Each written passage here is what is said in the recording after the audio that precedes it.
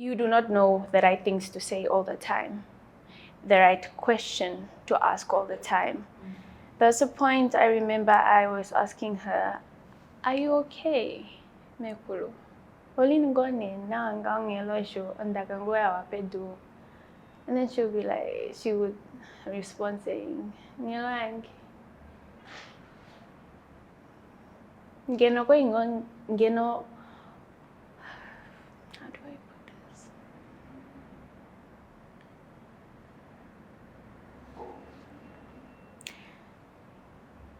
Ngengonde kulombele shindudite.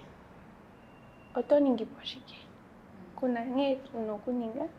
Ngalo shiki no kalangaha.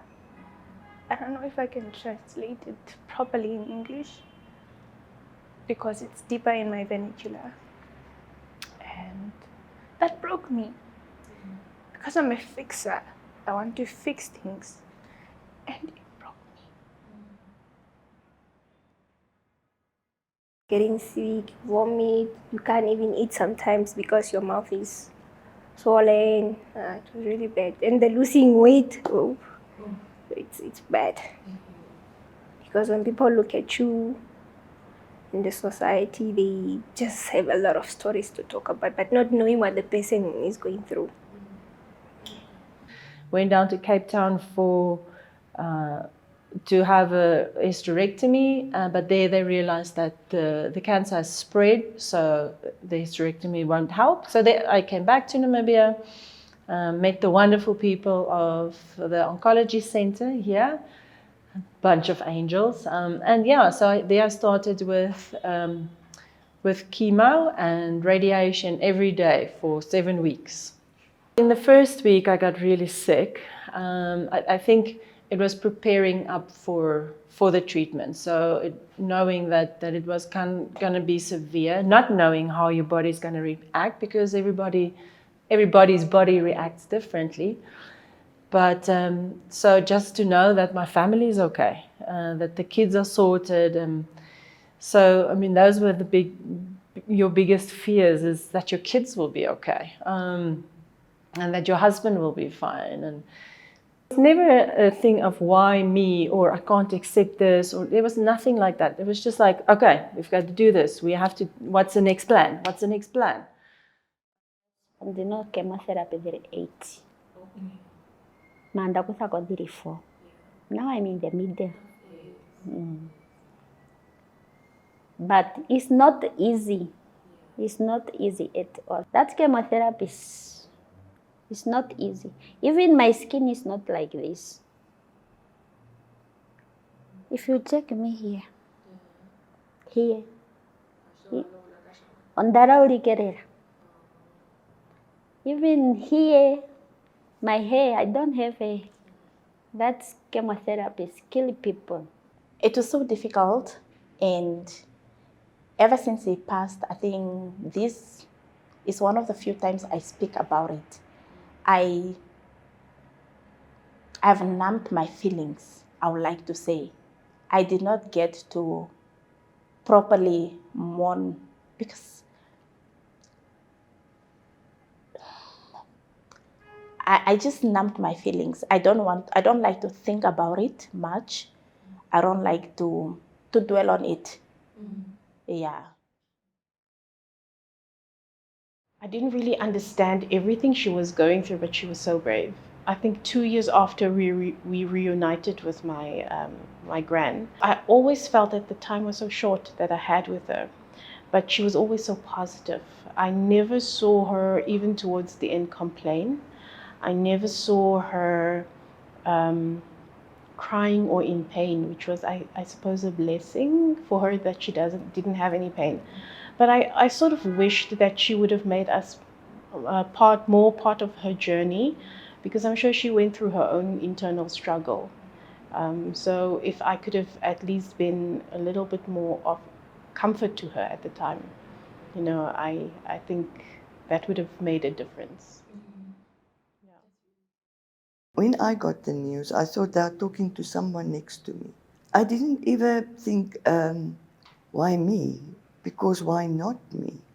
But it was like you're on you're floating between all these things. Go for the chemo.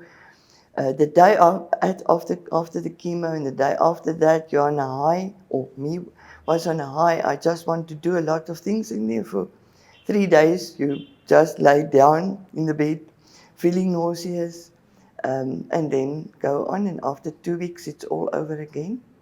After 9 chemos, the doctor said they have to take out the lump. Fortunately for me, they didn't have to take off my breast. I didn't have a mastectomy. Well, with her being the only child, it was tough. And we had to sort of be her pillar of strength. And it's also tough for us to see our very strong grandmother be in a very vulnerable position. And it's something I never thought I would experience with her. Because growing up, I always thought that I would have my grandmother forever, right?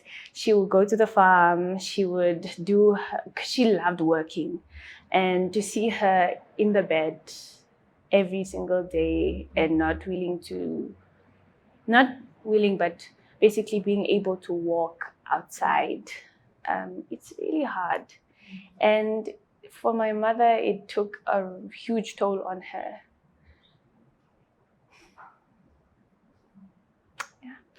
Because we are a very small family, and now she feels like she doesn't have a friend, her mother anymore, her sister, because her mom is her sister, her mom, her aunt.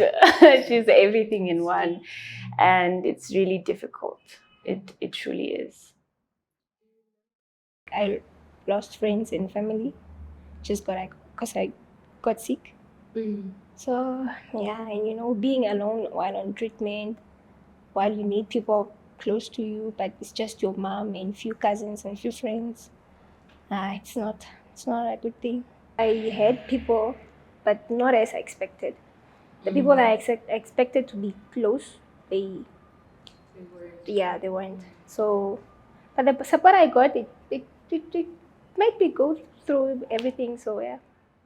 Our friends helped my husband bathe the kids and get them to bed, because at some point with the treatment, I was so sick that I couldn't lift my head from the pillow for days.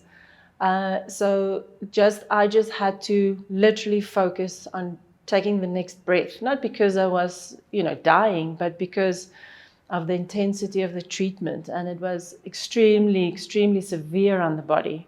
So I've got 2 girls, and they didn't understand because mommy was sick in bed and they couldn't come in and come hang out with me because I didn't have the energy. So it was very confusing for them, but they were so loved anyway.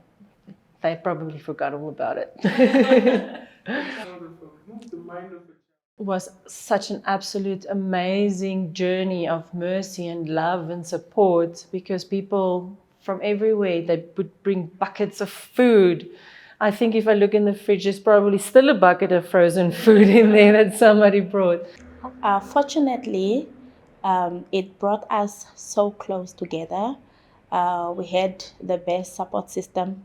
My mom, my siblings, my maternal side of the family more especially, they were so supportive, always there for us. So it brought us close together. Yeah.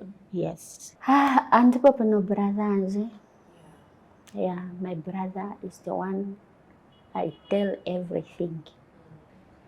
And for my mom just being there, taking care of me to a point where she even had to bath me when I got operated. Yeah, really, really appreciate that. And I'm so lucky to have my parents still. It's true. If I talk, I said never ever cancer is not coming back into my body. It is not coming back into my body.